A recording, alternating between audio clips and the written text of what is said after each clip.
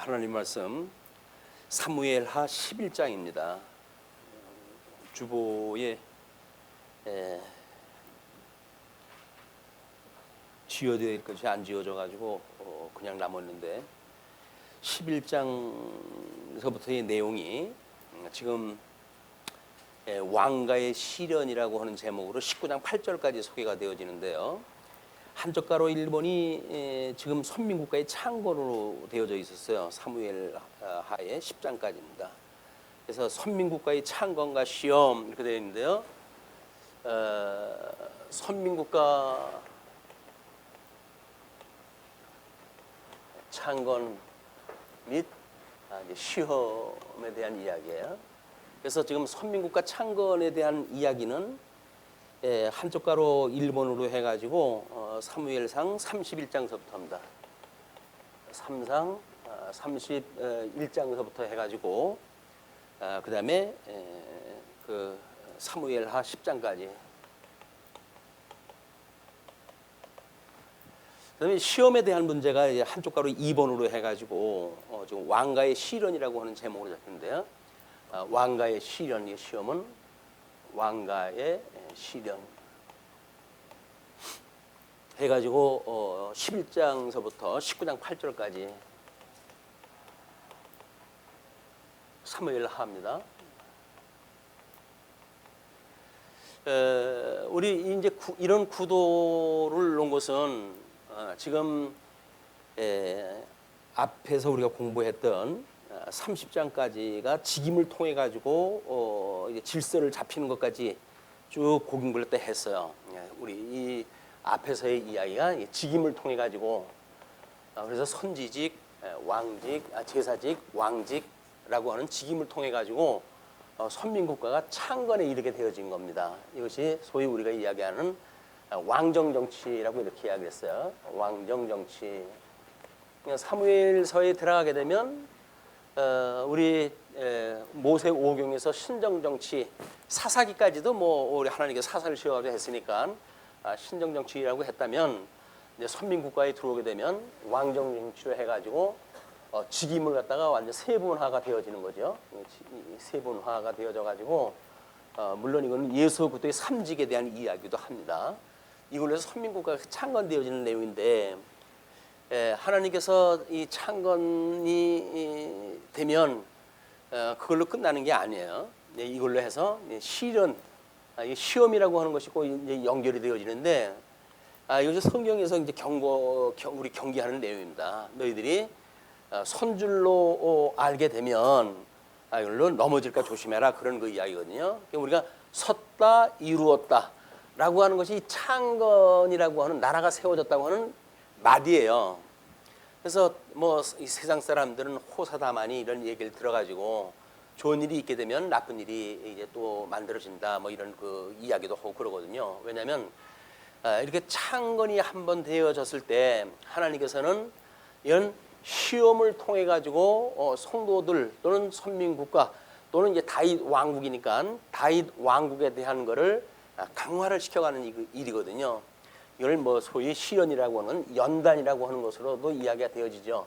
7번 연단한 금과 같은 이런 그 선민을 만들어 가시기 위한 하나님의 섭리 가운데 있는데, 찬민국가를 다윗이 통일 왕국을 이룬 걸로 끝나지를 않고 지금 다른 나라 그 인접, 우리 10장까지는 그 인접되어졌던 모든 그 국가를 다 멸망을 갖다 시켜놓고는 11장에 이제서부터 시작되어지는 것이 암몬 자손을 남겨놨다 그랬잖아요. 여기서 이제 우리 암몬 자손을 남겨놓은 이런 그 이유가 설명이 되어지는 겁니다. 마지막 그 전쟁을 한쪽에다 집중을 시켜놓고 시련, 연단의 배경을 지금 암몬이라고 하는 그 왕국에다가 포커스를 맞춰가지고 지금 섭리를 갖다 해가시는 일인데, 11장의 그 내용을 보시게 되면 일단 다윗의 범죄가 나와요. 왕가의 타락이 11장서부터 14장 24절까지 왕가의 타락이 먼저 나오고, 이 타락의 하위 개념으로 해가지고 다윗의 범죄입니다. 이걸 양쪽가로 1번이고, 그다음에 우리 이 양쪽가로 1번의 하위 개념으로 해가지고 다윗의 범죄. 이것이 11장의 내용이에요. 그럼 뭐 물론 이제 12장 넘어가 되면 나단의 책망, 두 번째 나단의 책망과 그다음에 다윗의 회개가 나오죠. 다윗의 회개가 나옵니다. 이것이 12장의 내용이거든요. 자, 이런 그 스토리를 가지고 지금 이야기가 전개되어지는 거예요. 물론 뭐 이스라엘 역사에 이런 그 뭐 마디라든지 뭐 하나님의 행하시는 뜻을 우리가 분별하기 쉽지는 않죠. 그러나 우리가 성경을 통전적으로 본다고 했을 때 일단은 사무엘 상하를 직임 중심으로 해서 선민국가를 세우시는 하나님의 모형적 섭리를 우리가 이제 읽어냈단 말이에요. 그걸 가지고 좀 설명을 해가는 가운데 이제 인접 국가를 다 멸하고 땅덩어리를 하나님께서 약속하셨던 모든 가나안 땅을 차지했을 때 거기에 하나님께서 암몬 족속만 남겨놓은 걸로 해가지고 10장까지 마무리가 되어졌다. 지난 시간에. 그러면서 그 이야기는 암몬을 통해 가지고 하나님의 해가실 일을 하나님께서 지금 준비하신다는 거죠. 준비하고 계셨고 그것이 이제 어떻게 실현되어지는가가 11장에서부터 소개가 되어지는 건데 11장 1절을 보시게 되면 그 해가 돌아와 왕들이 출전할 때가 되매 이제 뭐 우리 보통 이런 그 늘 전쟁이 늘 상비되어져 있는 그런 데를 보게 되면 뭐 동절기라든가 아니면 뭐 농번기라든가 뭐 이런 걸 피해 놓고 전쟁을 할 수가 있잖아요. 그런데 이제 그게 새로운 해가 돼 가지고 왕들이 출전할 때가 됐는데 다윗이 요압과 그에게 있는 그의 부하들과 온 이스라엘 군대를 보내니 그들이 암몬 자손을 멸하고 랍바를 에워쌌고 다윗은 예루살렘에 그대로 있더라. 사실은 우리 다윗은 백전노장입니다. 전술에 능한 백전노장인데 이렇게 창건되어지고 나름대로 이제 이 조직이 만들어지고 왕이 나갈 수 있는 입장이 아닌 거예요. 그래서 이제 군대 장관 요압을 필두로 해가지고 전쟁을 보내고 왕궁에 혼자 남아져 있는 그런 그 상태가 그려집니다. 11절, 이 11장에서. 그런데 2절서부터 5절 보게 되면 다윗과 밧세바의 간통 사건이 이제 벌어져요. 저녁 때에 다윗이 그의 침상에서 일어나 왕궁 옥상에서 거닐다가 그곳에서 보니 한 여인이 목욕을 하는데 심히 아름다워 보이는지라. 자, 우리 이제 이 타락의 길로 들어서는 것이 우리 뭐 이제 예수님이 오셔가지고 믿는 성도들의 삶도 마찬가지죠. 우리 하나님께서 우리 이제 성령의 소욕과 그다음에 육체의 소욕이라고 하는 두 개의 이 소욕을 가지고 살아가는 중생인을 가지고 우리를 이제 양성을 시켜 가시는 거 아닙니까?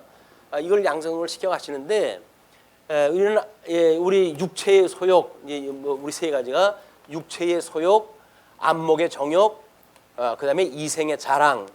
이것이 성도들이 가지고 있는 시험이라고 그렇게 이야기를 했어요. 물론 이거는 예수님께서 친히 시험을 당하고 있는 이제 떡을 만들어 이 떡으로 돌덩어리로 떡을 만들어 먹으라라고 했던 시험, 성전에서 뛰어내려라라고 했던 시험, 그다음에 나에게 절을 갖다 해라, 모든 천하를 주겠다라고 하는 이 시험하고 똑같이 연결되어져 있는 거라고 이야기를 했어요. 요거는 또 거슬러 올라가게 되면 하나님께서 아담에게 주어졌던 그 언약과 똑같은 겁니다. 그래서 아담에게 이제 그 선과 악을 알게 하는 과일나무 열매를 따먹지 말라고 그랬었는데 하나님께서 그 아담한테 따먹지 말라고 했던 실과를 보여주니까 그게 왜 그렇게 보암직스럽고 먹음직스럽고 그다음에 이게 하나님의 지혜가 있을 만큼 탐스러워 보인 거예요. 이게 아담을 이 사단이 시험을 갖다 했던 원천적인 공격이거든요. 이게 근본적인 공격이에요. 그러니까 일단 아담은 이걸로 실패해가지고 에덴에서 쫓겨난 거 아닙니까?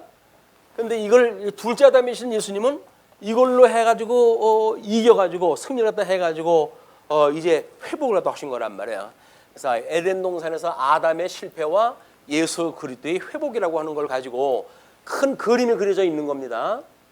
이 큰 그림은 모형적으로 지금 이스라엘 국가를 통해 가지고 이 세 가지 시험이 여기서 뭐 우리 가뭄, 그다음에 기근, 이 가뭄으로 인한 기근, 그다음에 전염병에 의한 질병, 그다음에 전쟁에 의한 이런 환란, 이 세 가지가 결국은 이스라엘 백성들을 공격하는 또 사단의 공격이었어요, 이게. 그러니까는 하나님께서 끊임없이 연단을 시킬 때도 이 세 가지 요소로 해가지고 자손 땅 통치에 대한 영역입니다.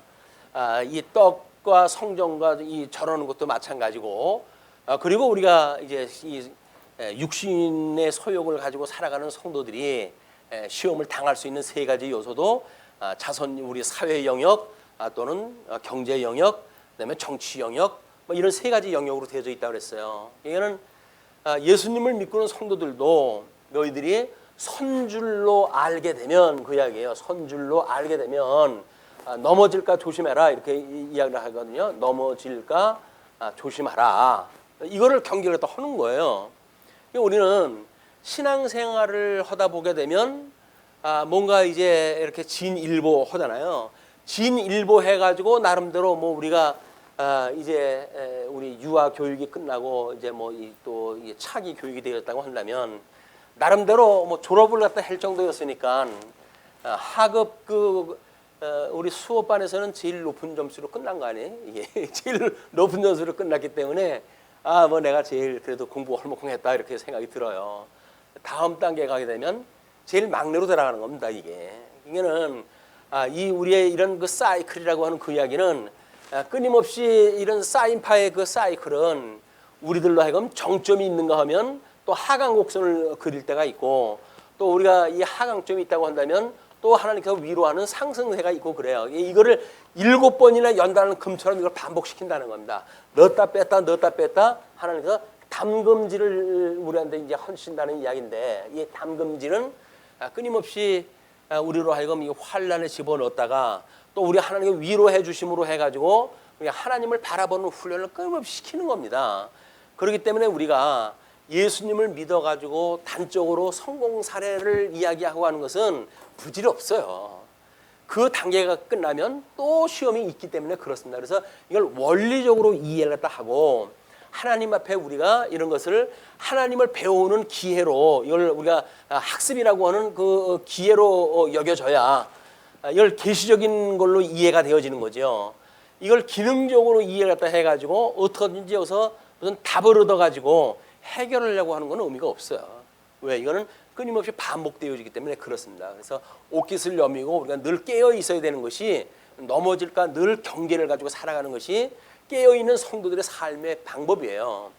이걸 놓치게 되면 우리는 우리 이제 그 다윗이 지금 이제 그 지경이 되어졌는데, 왕과 다 이뤘고 인접지대에 뭐 땅덩어리 다 차지를 갖다 했고, 지금 뭐 자기를 대적할 사람이 없잖아요.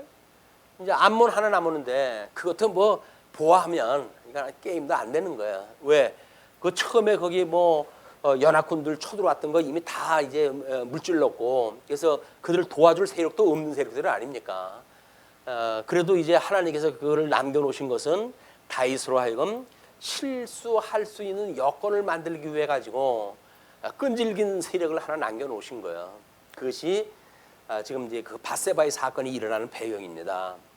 그런데 저녁 때의 다윗이 그의 침상에서 일어나, 저녁 때 침상에서 일어났다는 이야기는 뭡니까? 늘어지게 낮잠 한잠 잔 거예요. 부하들은 전쟁에 나가는데 늘어지게 낮잠 한잠 자고, 그리고 이제 일어나가지고 옥상에서 걷는 거 아니에요? 왕궁 옥상에서 거닐다가 그곳에서 보니 한 여인이 목욕을 하는데, 목욕을 하는 거는 뭐 일반적으로 있는 상황 아니에요? 근데 그걸 옥상에서 보니까는 내려다 볼 수 있는 조건이 되어졌고, 문제는 심히 아름다워 보였다는 거예요. 아름다운지 아름답지 않은지 이건 객관적인 게 아닙니다. 그냥 그런 사실이 있었는데 하나님께서 우리 이 다윗의 마음을 갖다가 흔들어 놓으셔가지고 아름다워 보인 거예요. 그걸 우리가 안목의 정욕이라고, 이제 우리 이쪽 시역에서는 안목의 정욕이라고 이야기하는 겁니다. 하나님의 타락되어진 우리 인간의 본성이 결국은 뭐 우리 3대 요소에 대한 십계명에 대한 그 위법 아니겠어요? 우리 뭐 이제 안식을 놓치게 되어지면, 그다음에 이제 우리 뭐 넷째 안식에 대한 것에 대한 이야기가 나온 뒤에는 하나님 우리 공경하라라고 하는 통치 영역에 대한 이야기가 나왔고, 그다음에 그다음에 뭐야 이제 도둑질하고 살인하지 말라라고는 사회적인 영역에 대한 거를 계명으로 주셨고, 그리고 이웃을 탐나지 말라고 하는 경제 영역에 대한 이 십계명을 주신 거 아니에요. 이 세 가지가 자선 땅 통치에 대한 그 영역으로 이제 주신 겁니다. 이게 그러니까 하나님 나라 백성으로 하나님 나라를 살아간다고 했을 때는 나라의 3대 요소 중에 시험거리 아닌 게 없어요. 다 시험거리인 거예요.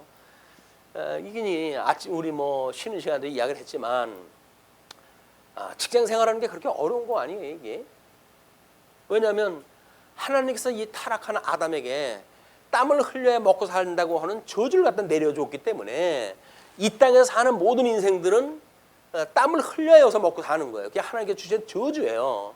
근데 예수님으로 우리가 이제 회복이 되었다는 이야기는 영적으로 해가지고 새 생명을 얻었다. 내가 새 생명을 얻었다고 한다면 나는 여기서 죽은 거야 라고 하는 게 고백이 되어져야 저주는 죽은 사람인데 뭐 이 정도 저주는 당연한 거지 라고 이게 될 텐데, 영적으로 구원을 받았다고 하면서도 내가 영적으로 구원받았으면 이쪽에도 뭐 잘 나가야 되는 거 아닌가?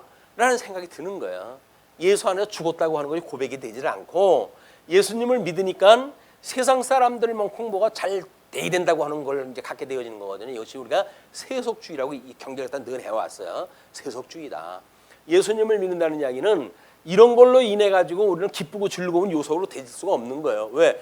우리 주 예수 그리스도로 말미암아 일체의 우리가 비결을 배웠고, 그래서 이걸로 해가지고 모든 족함을 갖다 깨달은 사람들 아닙니까?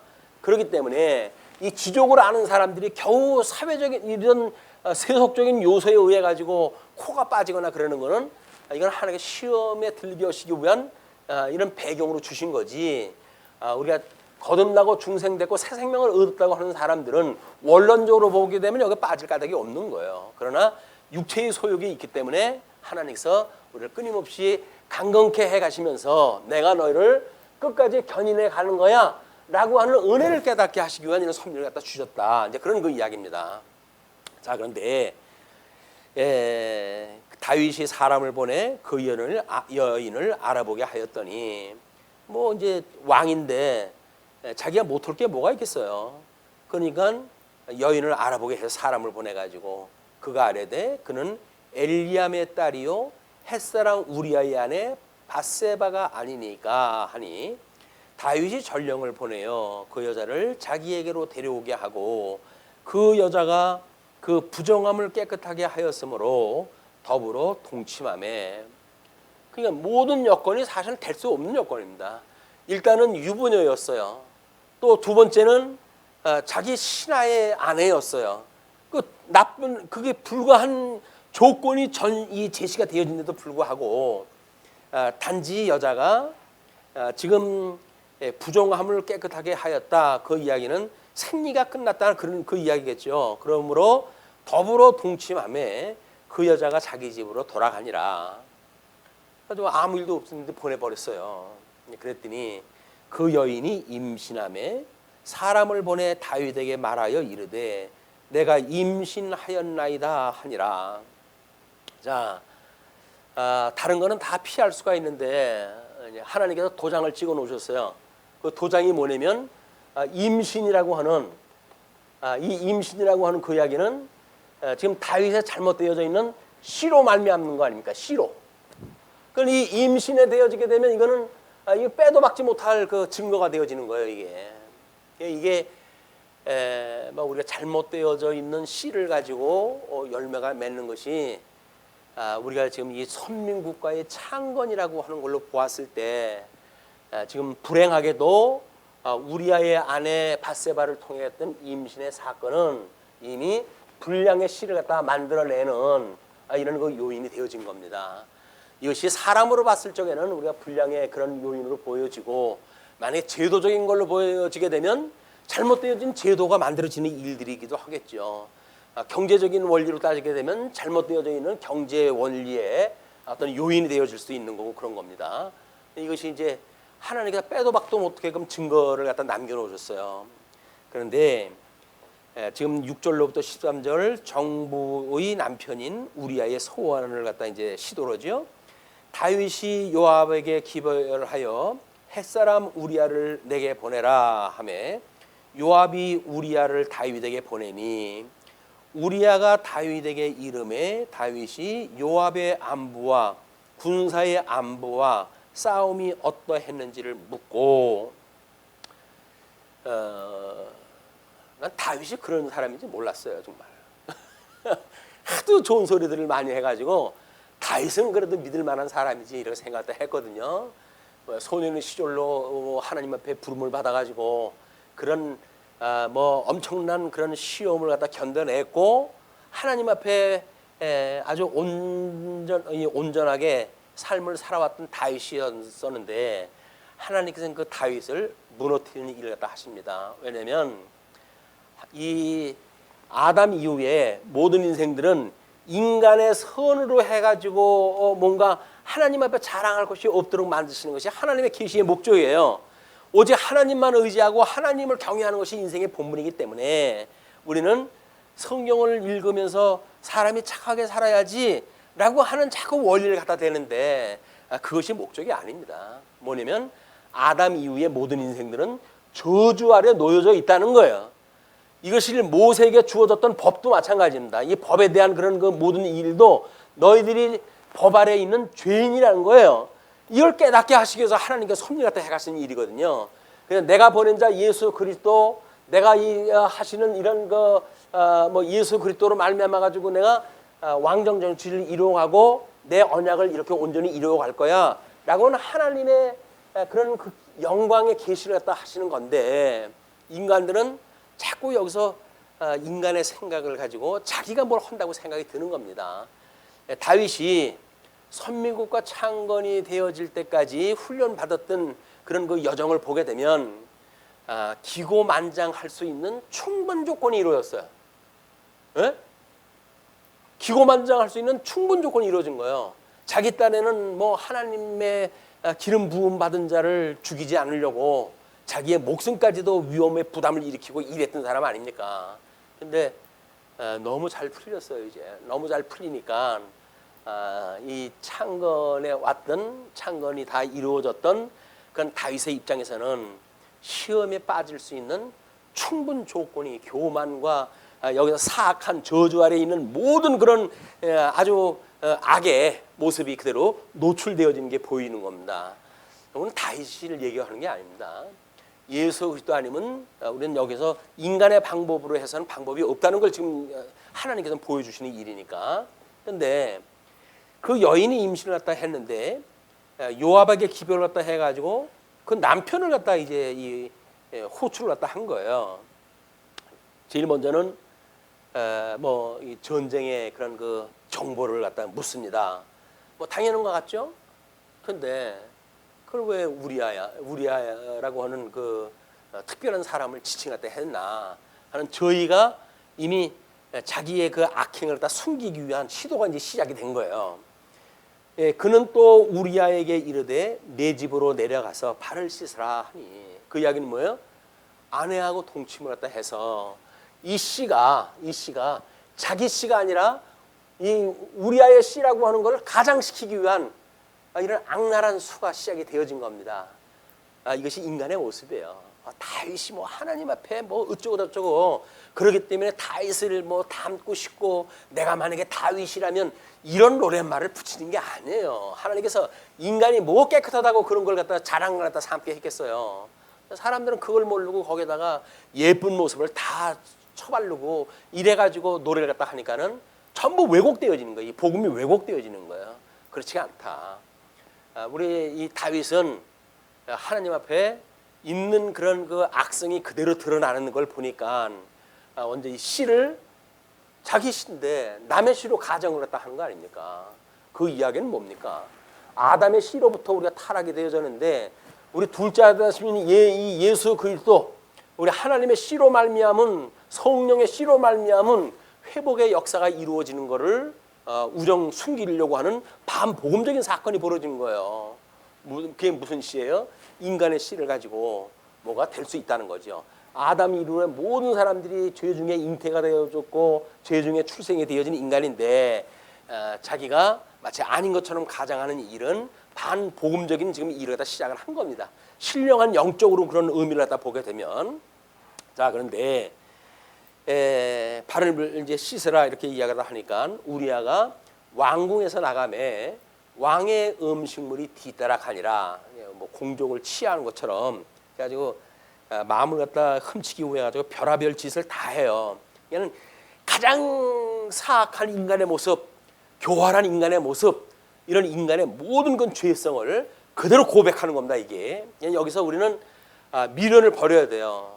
인간이 자기 선행을 가지고 뭔가 하나님 앞에 칭찬을 받는다고 하는 행위주의 이런 것들이 다 우리는 이걸 부정을 갖다 해야 됩니다. 우리는 어쩔 수 없이 우리 주 예수 그리스도의 은혜가 아니면 안 된다고 하는 자기 포기 선언, 이것을 여기서 해야 되거든요.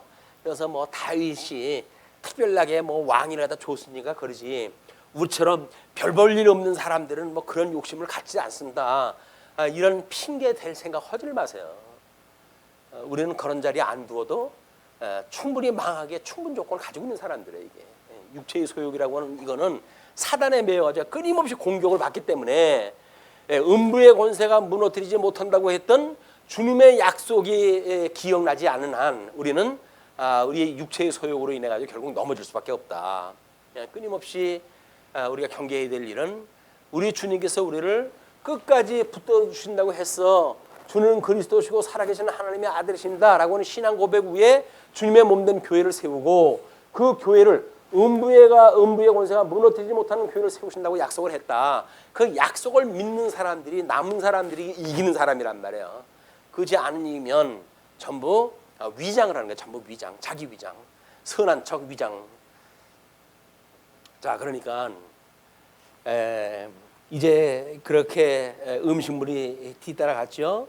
그러나 우리아는 집으로 내려가지 아니하고 왕궁문에서 그의 주의 부하들과 더불어 잔지라. 여기서 멋 있는 사람은 누굽니까? 우리아지. 그렇잖아요. 예. 아니 그 조건에 오래간만에 아내를 맞이하고 그리고 뭐 음식물까지 딸려 보내는데 가가지고 아내하고 뭐 그런 그 회포를 갖다 풀고 육체적인 뭐 그런 그 피로도 풀고 그리고 대해질 시간 아니겠어요? 그런 거다 거절을 갖다 하고는 자기 신하들하고 한 자리에서 그냥 잠을 잔 거예요. 다윗하고는 정상반대의 그런 그 이야기가 나오죠. 믿음을 이야기를 하면 누구 이야기를 다 할까요? 우리아에 대한 이야기를 다 해야 되겠죠. 나는 신하로서 마땅히 전쟁터에 나갔던 전쟁에 그 나갔던 전사고, 그렇기 때문에 나는 평안히 우리 신하들과 동지들이 싸우고 있는 이때에 나는 편하게 잘 수가 없다. 그 이야기를 주장을 하는 거예요.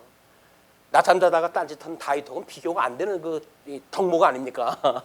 근데 여기서 주인공은 사실은 우리아가 아니에요. 다윗이 주인공이에요. 왜? 예표적인 인물이니까.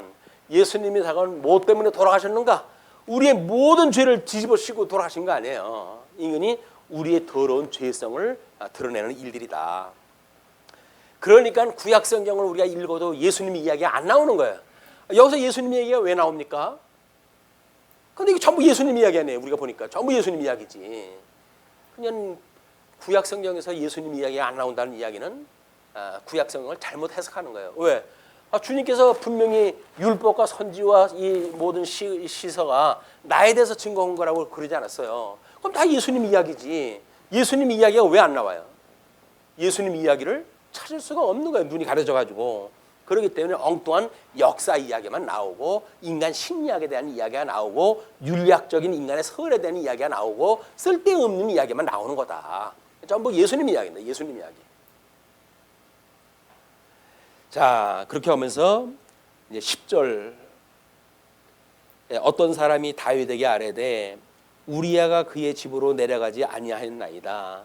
다윗이 우리아에게 이르되 내가 길 갔다가 돌아온 것이 아니냐, 어찌하여 네 집으로 내려가지 아니하였느냐. 사정을 해요. 사정을 해. 아주 우리아를 아끼는 척, 위로의 말을 하는 척 하지만 이 구구 사정을 했다 하는 모습이 보이잖아요. 우리한테. 하나님이 이걸 못 보시겠어요? 우리아가 다윗에게 아뢰되 언약궤와 이스라엘과 유다가 야영 중에 있고 내 주 요압과 내 왕의 부하들이 바깥들에 진치고 있거늘 내가 어찌 내 집으로 가서 먹고 마시고 내 처와 같이 자리이까. 내가 이 일을 행하지 아니하기로 왕의 살아계심과 왕의 혼의 살아계심을 두고 맹세하나이다 하니라. 이 맹세가 불행의 씨앗이 된 거예요. 뭐 말밀 주면은 지금 어떻게 될까 뭐 할 수도 있을 텐데 미련을 싹 끊어버렸잖아요. 나 설득할 생각하지 마시오. 이제 그 얘기 아닙니까? 그러니까 12절에 다윗이 우리아에게 이르되 오늘도 여기 있으라. 내일은 내가 너를 보내리라. 우리아가 그날에 예루살렘에 머무니라. 이튿날 다윗이 그를 불러서 그로 그 앞에서 먹고 마시고 취하게 하니 저녁 때에 그가 나가서 그의 주의 부하들과 더불어 침상에 눕고 그의 집으로 내려가지 아니하니라. 술을 먹여도 소용이 없어. 늘 긴장하고 사는 군인의 정신이다. 군인의 정신. 우리는 진리를 위한 진리의 전사들 아닙니까? 진리의 전사를 주님께서 어떻게 섭리를 갖다 해가실까? 그 이야기는 늘 깨어 근심케 하는 거예요. 술에 취하지 아니하고 낮술에 취하지 아니하고 술에 취하지 말라라고 이야기했다 했는데, 근데 요즘은 문화가 뭐 매스컴을 통해 가지고 나오는 것이죠. 뭐 맥주 광고 같은 거 나오면 기가 막히지 않습니까? 땀을 흘리는 여름에 큰 맥주 하나 따먹는 거 그림을 보게 되면 땀 흘리는 사람이 그걸 먹고 싶은 마음이 왜 없겠어요? 술 먹는 게 뭐 죄입니까? 맥주 한 잔이 게 술입니까? 라고 하는 갖은 이론을 다 붙여가지고 세상에 이 코딱지 우리를 갖다 유혹하는 그런 자들의 코가 끼어가지고 그래 술 아니 뭐 맥주 한 잔이 뭐 문제 되겠어? 라고 마시는 거예요. 주를 위해서 마실까요? 아니, 자기 기가를 위해서 먹는 거예요. 왜? 다른 사람들이 다 면죄부 준 거니까 죄라고 생각이 안 드는 거예요. 그런 문제로 우리가 이런 뭐 음주에 대한 문제라든지 이런 것이 생각이 돼야지, 뭐 먹는 게 죄입니까 아닙니까 라고 이야기하는 건 따지는 것 자체가 이미 불량한 거예요. 이거 죄성이에요. 이게 하나님 앞에 술 취하지 말라면 안 먹는 거지. 뭐 술 취하지 말라는데 한 잔 먹으면 술 취합니까? 뭐 한 잔 먹는데 뭐 문제입니까? 라고 이야기하는 거는 뭐라는 얘기예요? 먹겠다는 얘기 아니에요. 그걸 또 무슨 뭐 먹겠다는 사람들을 놓고 또 토론을 붙인다? 한 잔을 먹는 게 뭐 죄입니까 아닙니까? 라고 하는 거야죠. 술 한 잔 먹으면 그 구원을 받습니까? 못 받습니까? 이런 천박스러운 우리 이 기독교 문화는 배제가 돼야 돼요. 이제 정말 학준이가 나는 담배도 안 피고 술도 안 먹는데 직장 가니까 온통 그런 사람들하고 다 있고 그런 데서 내가 살 수가 없다. 이거 이 쓰레기통들하고 같이 살 수가 없다 라고 하는 마음 때문에 지금 직업을 바꿔야 되겠다고 하는 결단을 갖다 했다는 거 아닙니까? 이게 그 선한 마음 아니겠어요? 그 하나님 앞에서 바른 마음이지.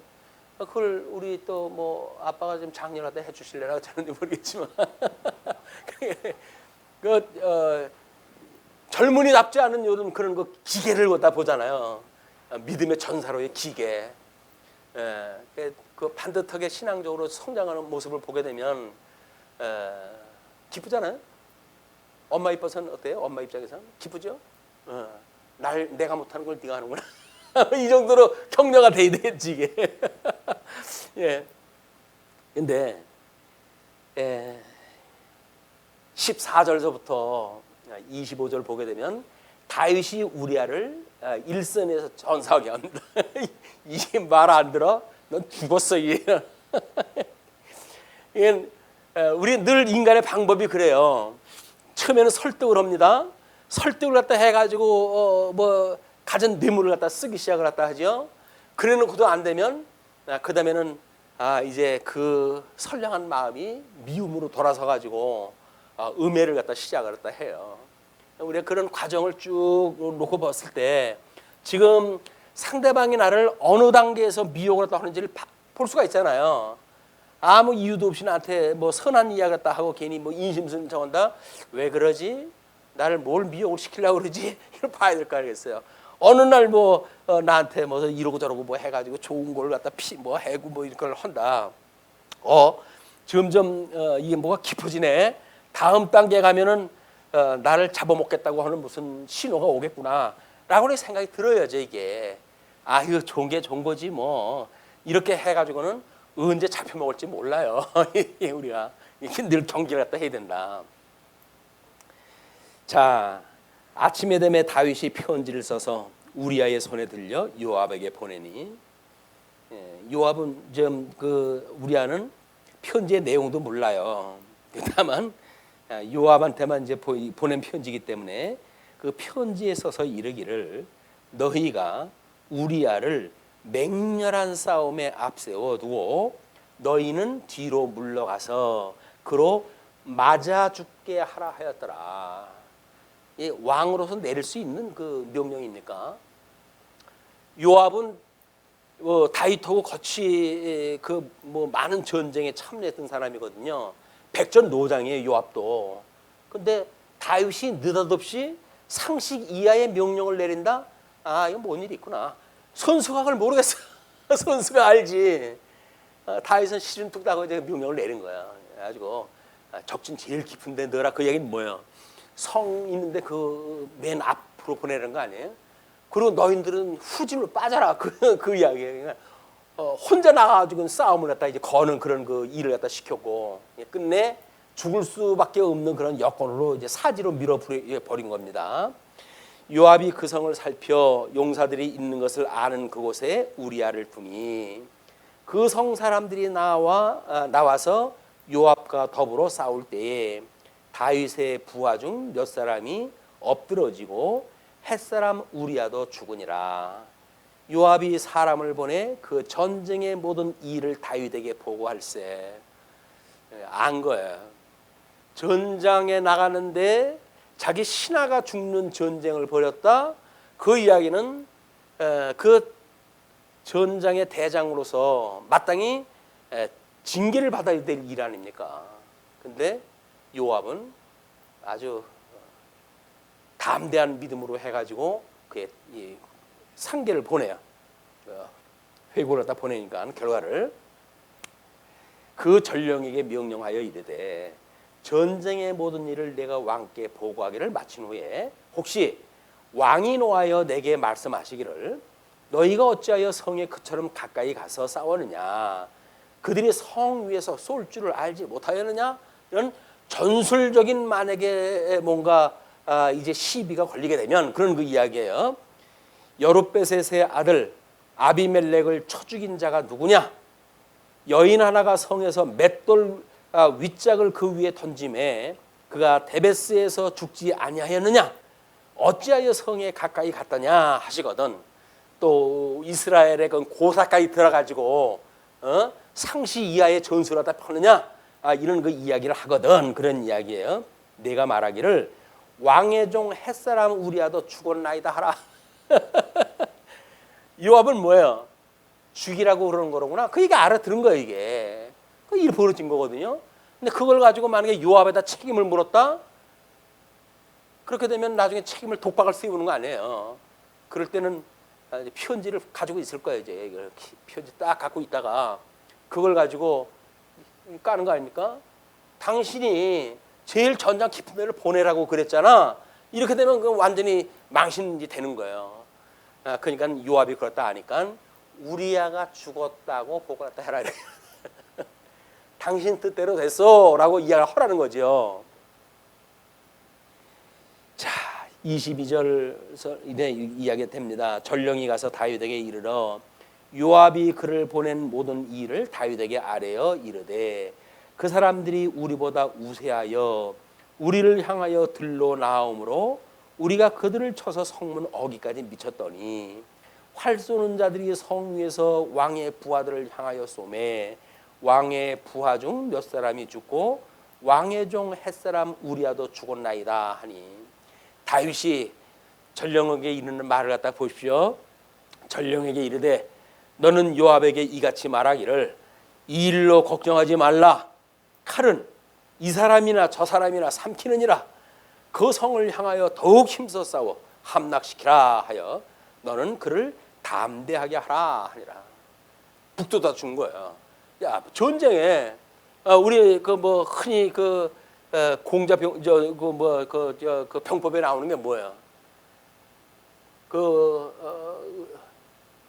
전쟁에서 지고 이기고 하는 그런 거는 전생사의 그냥 일상사인데 그거 가지고 너무 개의치 마라. 그런 그 이야기를 했으니까. 병과의 정말 이게 일상사입니까? 병과의 일상사가 아니잖아요. 이건 만들어진 거야. 만들어진 것. 우리 지금도 이제 통치권자들이 힘을 가지고 있는 자들이 사건을 만들고 뭐 이런 거 일들이 이제 백성들이 너무나 이제 이 민도가 깨어나가지고 왜? 아이 뭐 어지간하면 다 대응 나오게끔 해가지고 이제는 대한민국 국민의 수준들이 세계에서 제일 높아요. 그래가지고 이 우리 그 문맹률이 세계에서 제일 얕다는 거 아닙니까? 0%대 0.5 몇 프로 뭐대 있어가지고 제일 그 문맹률이 낮은 나라예요 이미. 우리나라 백성들은 이미 최고의 지성을 가지고 있는 국민들입니다. 그 국민들을 우습게 보고 거기서 까불고 장난치고 이렇게 하면 국민들이 가만두겠어요? 눈에 뻔히 보이는데. 그러니까 지금 말이 많은 거예요 이게. 국민들을 만약에 자기네들을 장난치려고 한다면 국민들을 교육을 시키지 말아야지. 교육을 시키지 않으면 어떻게 해요? 그냥 아무나 해도 만약에 돈 먹고 잘 산다고 한다면 그 골치 아픈 대학을 왜 가려고 그러겠어요? 그걸 무슨 대학교 진학 방법을 바꿔가지고 해결된다고요? 안 되는 거예요. 블루칼라도 자기가 열심히 기술 일만 하게 되면 화이트 칼라 못지않게 삶을 살 수가 있는데 굳이 그 길을 왜 갑니까? 힘든 길을. 그런 쓸데없는 경쟁을 만들어 놓고는 뭘 대학의 진학 방법이 달라져 있다는 건 그걸로 안 되는 거예요. 대학교 뭐 우리 이제 뭐 그 시험 본 곳이 뭐 며칠 지났지만 거기서 인생을 결정짓는 거 아닙니까? 거기서 점수 한 번만 좋게 되면 좋은 대학교 나오고 좋은 대학교 나오면 좋은 직장 나가고 좋은 직장 가게 되면 좋은 신부 신랑 만나고 그래가지고 평생을 하다 잘 사는 길이 열리는데 거기다 왜 올인을 갖다 안 하겠어요? 올인을. 그렇게 해야지 나라 경영이 안 되는 겁니다. 은사가 다 다른데 그렇게 화이트 칼라로 살 사람도 있고 기술을 갖다 해가지고 보람 느끼며 살 사람도 있고 또 거기다 예능계로 해가지고 그 은사를 발현하면서 살 사람도 있잖아요. 그럼 골고루 그런 사람들이 골고루 살 수 있는 데를 하면 좋지.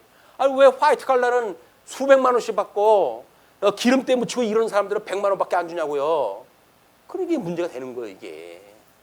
공정한 사회 그걸로 안 됩니다. 은사가 실현되지 않으면 안 되는 거예요. 공의 은사를 줘가지고 집사면 어떻고 장로면 어떻고 목사면 어때요? 그 교회 주님 열심히 봉사하고 충성하는 그런 성도들이 돼야지.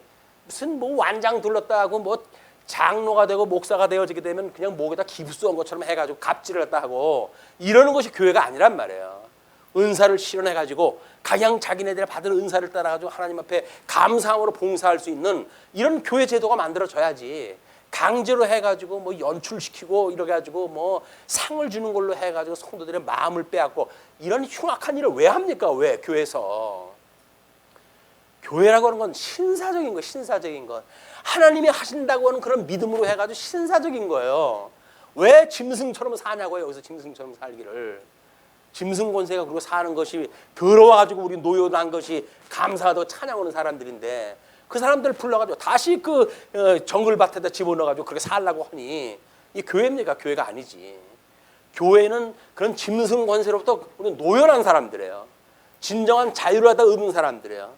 그러니까 우리가 우리에게 죄 짓는 사람을 사해준 것처럼 우리 죄를 사해달라고 고백을 떠하는 사람들이 모여서 사는 것이 교회인데 다른 사람들 정지하고 다른 사람들 어깨 겨루고 거기서 갑질하고 이렇게 사는 것이 교회를 갖다 만들어 놓으니까 교회가 아닌 거예요. 세속적인 세상 그런 그 조직하고 다른 게 하나도 없는 거예요.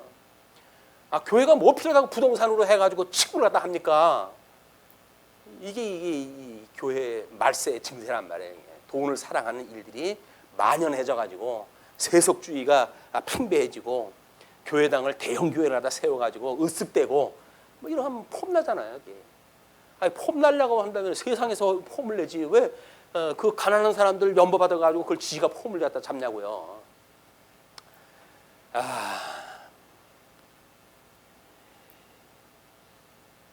근데 우리들도 이것이 삐끄덕하면 걸려가요. 삐끄덕하면 하나님께서 은혜로 붙들어 주시지 않으면 안 되는 일입니다.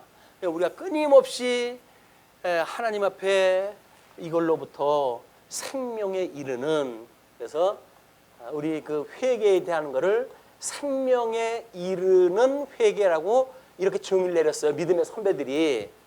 회개라고 하는 것이 뭐 우리 뭐라 그래요?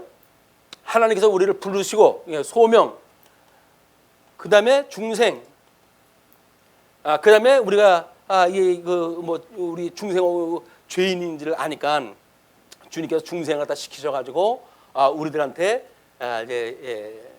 믿음을 칭의를 갖다 하시고 그 다음에 이 칭의함을 보고 우리가 믿음을 갖다가 주시고 믿음으로 해가지고 우리를 양자를 삼으신단 말이에요. 여기 가지고 협의적인 구원이라고 이야기했잖아요. 중생하니까 회개가 있게 되어지고 회개를 통해서 하나님께서 이제 의롭다고 칭해 주시고 믿음을 주셔서 양자를 다 삼으신다. 그래 놓고 이제 우리가 다음 단계가 성화, 그 다음에 견인, 그 다음에 영화. 이것이 광의적인 구원에 대한 내용이거든요. 여기에다가 회개라고 해서 이 회개가 단회적으로 해가지고 뭐 회개다. 그 다음에 여기서 뭐 성화 과정에서 있는 거는 무슨 회개라고 하면 안 된다. 그거는 우리가 고백이라고 해야 되고 무슨 뭐 불일 같다 하는데 그렇지는 않습니다. 요 협의적인 구원이라고 하는 그 이야기는 우리가 지금 구원을 받는 그 구원은 무슨 구원이에요? 영원한 구원이에요. 영원한 구원. 이 영원한 구원에 대한 서술적인 방법이 구원의 서정이라고 하는 걸로 설명이 되어지는 거거든요. 그러니까 논리적인 순서는 우리가 이렇게 해간다 할지라도 이 개념은 어떻게 해석을 해야 된다고요? 이 서정은 영원이라고 하는 관점으로 해석이 돼야 되는 거예요. 그래 이 생명에 이르는 회개가 끊임없이 있게 되어지는 거지. 이것이 예수님을 향해 가지고 우리가 하나님과 반대쪽을 향하던 우리들이 하나님을 향해서 이 방향만 같아졌다라는 걸로 해서 회개가 더 이상 필요 없는 이런 구원의 서정을 설명을 해버린다고 한다면 그러면 성화의 단계에서 끊임없는 이 회개가 없게 되어지는 거예요. 우리는 이 육체의 소욕을 가지고 이 육체의 소욕과 이 안목의 정욕과 이상의 자랑 이런 걸 가지고 끊임없이 회개를 갖다 해야 된다. 끊임없이. 그게 뭐예요? 회개가 우리를 시험에 들게 하지 마시고 우리를 이 악으로부터 구원을 갖다 해주세요 라고 하는 하나님 앞에 드리는 기도가 있어야 되는 거예요. 뭐가 여기서 한번 회개가 됐으니까 더 이상 회개가 필요 없다고 하는 이런 말 같지도 않은 이해 갖다 해가지고 성도들의 삶을 갖다 왜곡시키고 하냔 말이에요.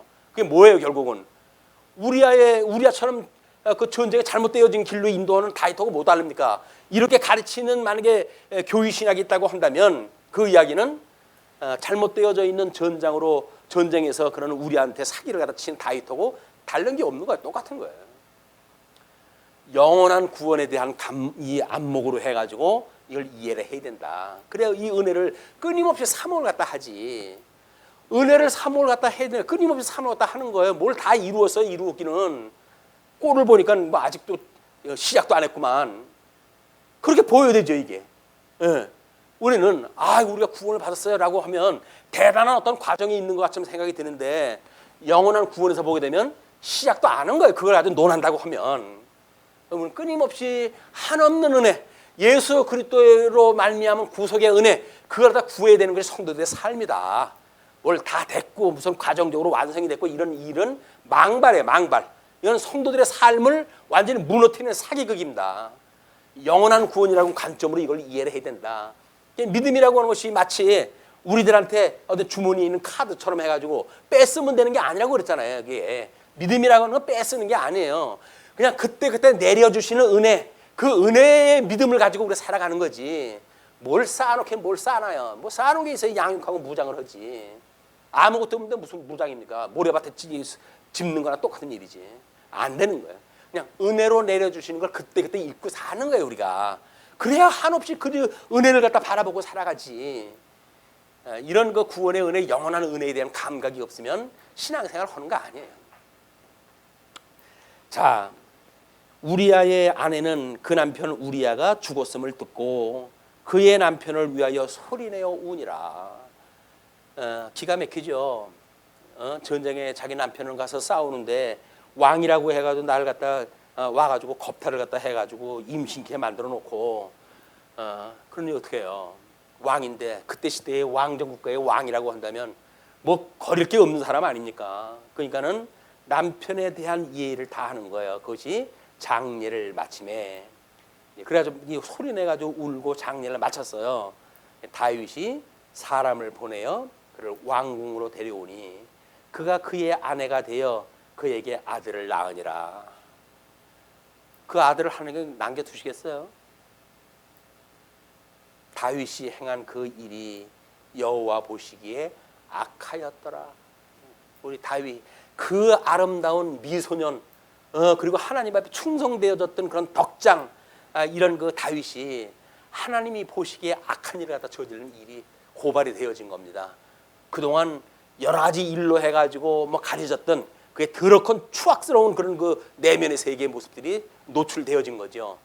그래서 다윗은 이 일로 인해 가지고 평생을 눈물로 회개하면서 지내갔어요. 왜? 하나님께서 자랑하지 말라는 거죠. 넌 자랑하지 마 임마. 뭐 이렇게 뭐 승리하는 일이 벌어질 때마다 너 내가 이거 기억나게 할 거야 너. 그때마다 눈물로 회개를 또 하지 않으면 안 돼. 이걸 주신 거예요. 근데 이걸 뭐 꼼짝할 수가 없잖아요. 그래가지고 그 눈물로 해가지고 베개가 뜰 정도로 해가지고 눈물을 흘렸다고 고백을 해요. 시편에서. 다윗의 이런 비극사가 없으면 얼마나 잘난 척을 했겠습니까? 그 인간이나 나나 뭐 다를 게 뭐가 있겠다고. 하나님께서 이런 이런 악한 방법의 선수를 갖다 쓰신 거예요. 이게 신의 한 수예요. 이게 하나님의 한 수.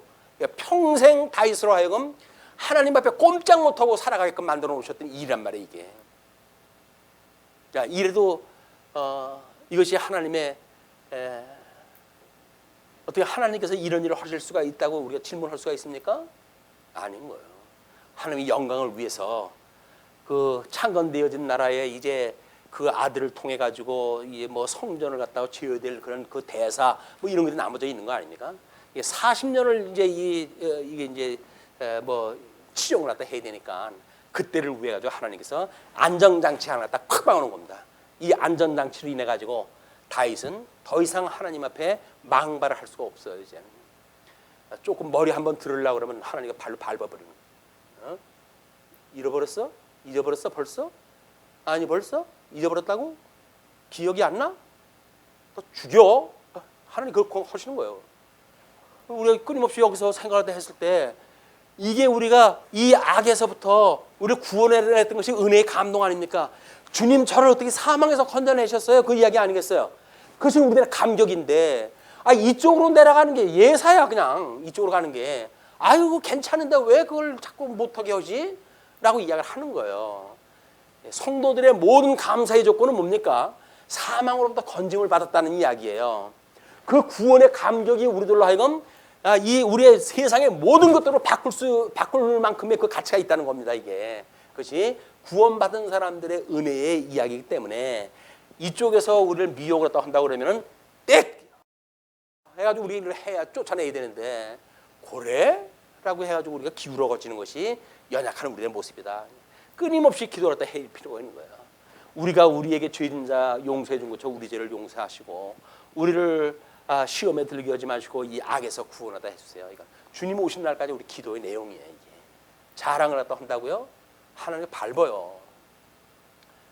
하나님께서 그 뭐 믿는 사람들을 위해 가지고 떼찌 하면서 뭐 땅을 칠 때마다 지진이 일어나고 호령 한번 칠 때마다 하늘에서 진동이 하고 그러는데 그런 천재지변을 갖다 보고도 이걸 모른다고 한다면 그 천재지변이 일어나는 흙덩어리로 만든 덩어리 아닙니까 이게. 그런데도 그걸 깨닫지 못한다고 한다면 죽어 마땅하지. 죽어 마땅한 거야. 하나님의 그런 그 천재지변을 통해 가지고 주시는 그런 계시 뭐 이런 것들을 볼 때마다 우리가 경각심을 갖고 옷깃을 여미고 하나님을 경외하는 신앙생활을 할 필요가 있다. 예. 마치죠.